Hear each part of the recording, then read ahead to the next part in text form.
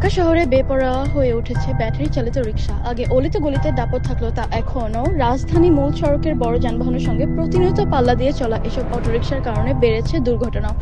রাজধানী ঢাকা শহরের শৃঙ্খলা ফেরাতে ব্যাটারি চালিত রিকশার বিরুদ্ধে ব্যবস্থা নিতে শুরু করেছে পুলিশ। গত এক সপ্তাহে 19,962টি ব্যাটারি চালিত রিকশার বিরুদ্ধে ব্যবস্থা নিয়েছে ঢাকা মহানগর পুলিশের ট্রাফিক বিভাগ। 22 থেকে 28 সেপ্টেম্বর পর্যন্ত এই অভিযান পরিচালনা করা হয়।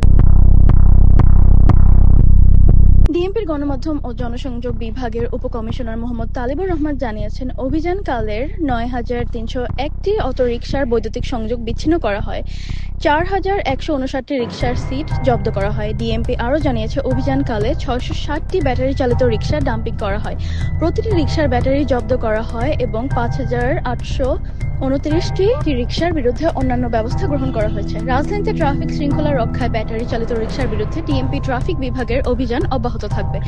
এর আগে বাংলাদেশ প্রকৌশল বিশ্ববিদ্যালয় এক পরিসংখ্যান জানিয়েছে, রাজধানী সড়কে প্রতি বর্গ কিলোমিটার অন্তত 2,000 ব্যাটারি চালিত রিকশা চলাচল করে। ঢাকায় গত 1.5 মাসে অর্থাৎ আগস্ট মাস থেকে অটোরিকশা বেড়েছে 4 লাখ। এই নিয়ে ঢাকার অলিগলি সহ মোড় সড়কে দাপিয়ে বেড়াচ্ছে 6 লাখের বেশি অটোরিকশা।